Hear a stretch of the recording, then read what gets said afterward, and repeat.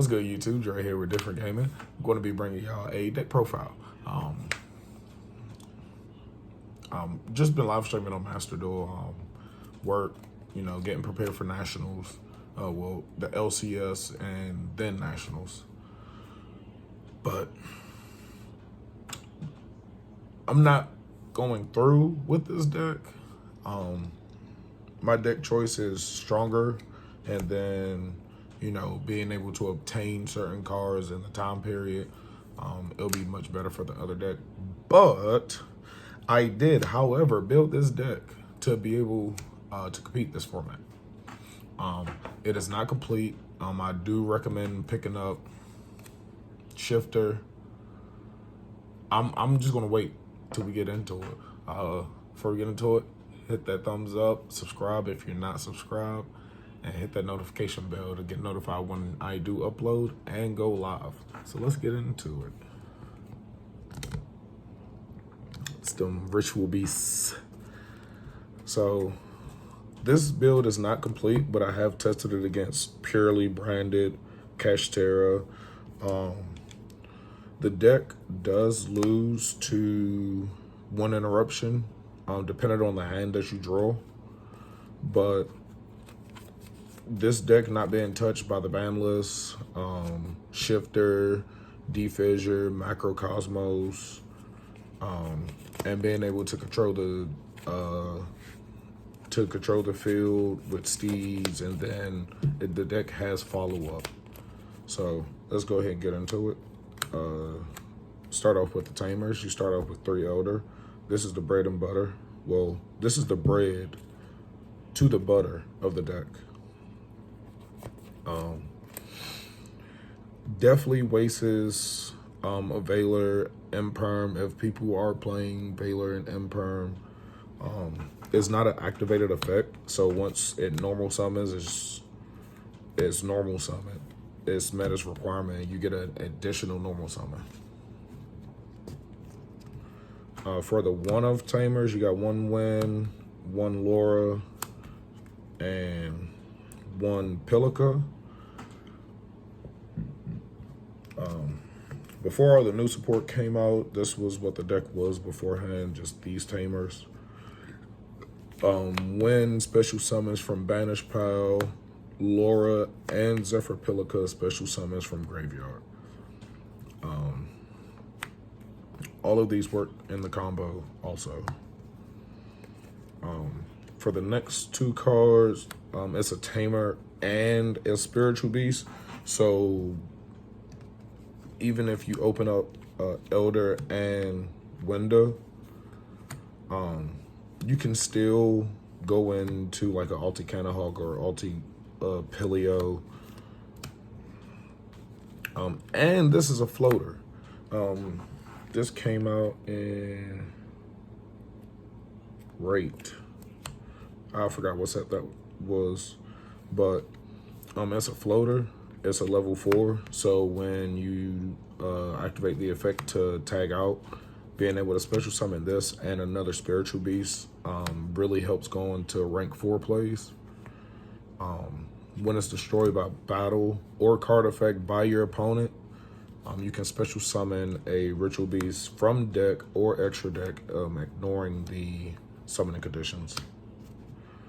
On to the little guys, to the spiritual beasts. Got 3 Canahawk, 3 Rampingu. You want to max out on these. These are what you want to see. You want to see Elder Canahawk, Elder Rampingu. I'm going first. Canahawk banishes any Ritual Beast card from your deck, and on your second standby phase, you get it to your hand. It's a Gold Sark. Rampingu, you banish Alti Ritual Beast from your extra deck, and then you send the corresponding type. So when we get into the extra deck, I'll explain more of that.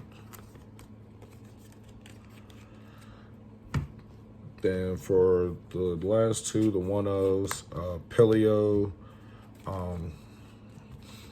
I see a lot of people not playing a Pilio. Pilio is very good for the combo just because you need to banish to be able to get an extra tamer or spiritual beast banish. Then it's an 1800 beat stick, and it gives all your ritual beast monsters 500 attack and defense.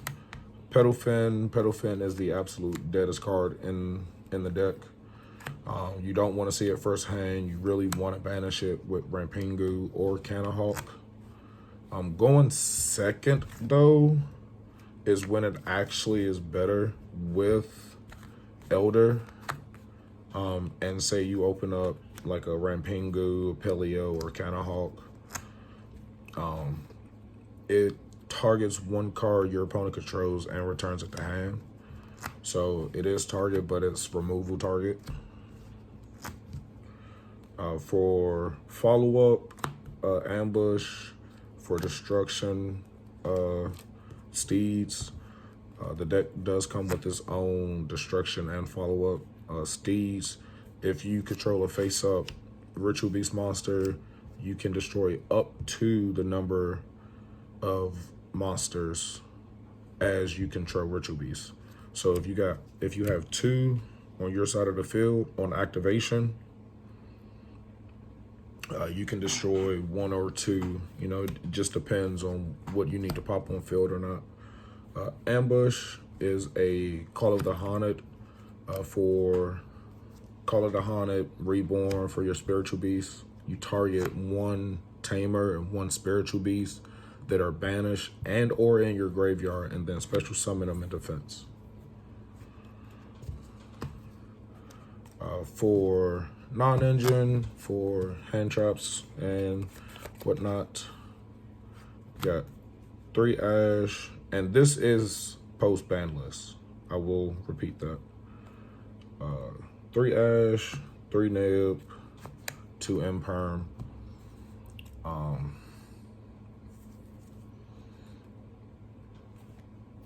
I mean, they speak for themselves. Ash is very strong again. I mean, Ash is always strong in every format, whether it be main deck or side deck. Same thing for Nib. You'll always see Ash and Nib. I mean, and then Imperm for monster effect negation, and for going second,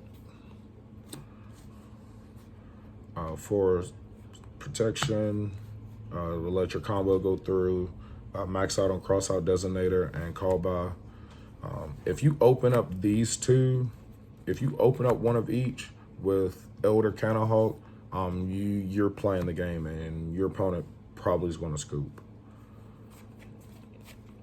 1 E-Telly. I only have 1 E-Telly. I do recommend playing 3 just because there are hands where you open up spiritual beasts but no tamers, and E-Telly is a extra copy of all of your your tamers. So for the Elder and those 3, so you have 4 Elder, 2 Zephyr-Pilica, 2 Laura, and then 2 Win. And also Ritual Beasts of Return. Ritual Beast Bond is a dead card. I've tested, and it's just a dead card. It's not like it used to be.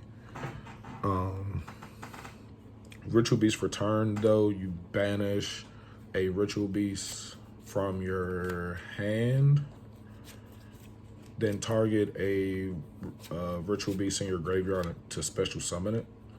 So definitely helps kind of extend plays a little bit. Kind of helps you banish your spiritual beasts. For going second, 2 Raigeki, 2 Dark Ruler No More. Self-explanatory.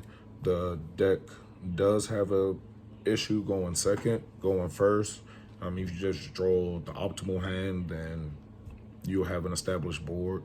Going second, though, against an established board, it is very difficult. The deck definitely loses to one interruption.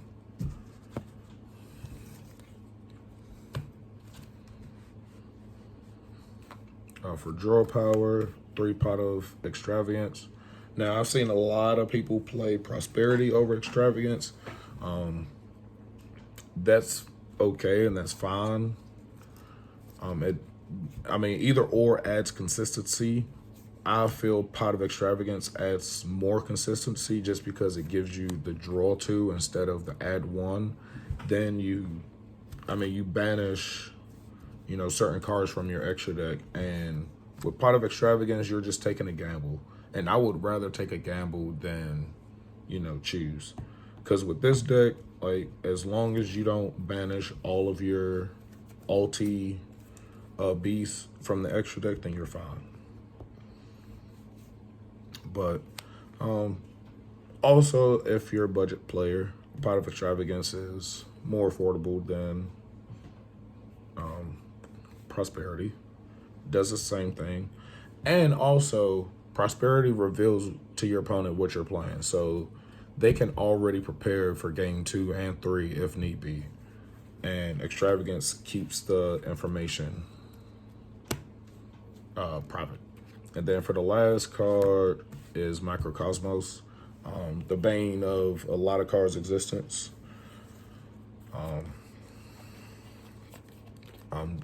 I definitely recommend playing more than one. Play 2 defig or 2 macro.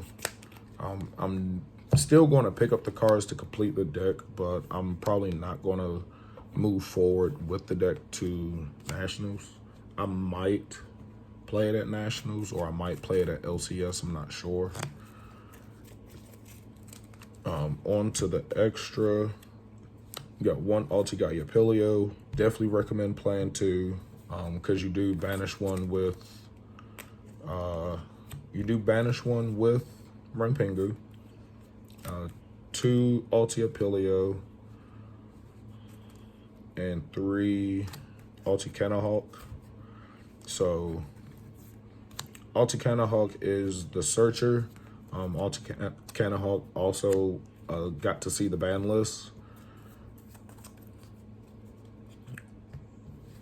Ulti Pilio is,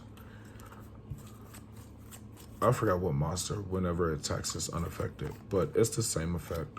When it attacks, it is unaffected by anything during the damage step only. Then Ulti Gaia Pilio is your Omni Negate, not once per turn. So as long as you have a Ritual Beast card in hand, you can negate anything. And definitely, if you're playing Extravagance, I would definitely recommend maxing out on these. Don't play Ulti Petal Fin, because the combo now allows you to be able to get Petal Fin out of the deck without having to use Renpingu. So, you can max out on these and then just work around the other extra deck. But these definitely are important. For the links, I have the access code package, IP, unicorn, and the access code.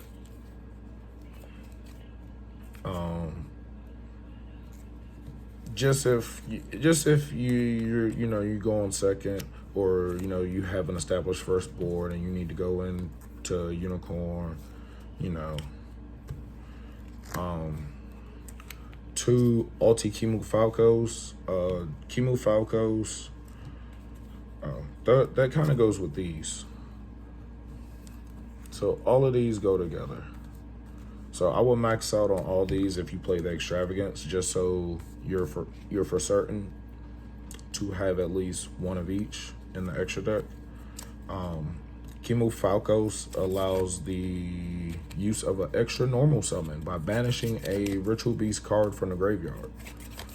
And it also gets the tag out like Ulti Pelio and Canahawk. Ulti Gaia Pelio is the only one that you cannot tag out with. once you go into Alti-Gaia Paleo, you're typically winning and going for a game. So all of these are the important extra deck monsters.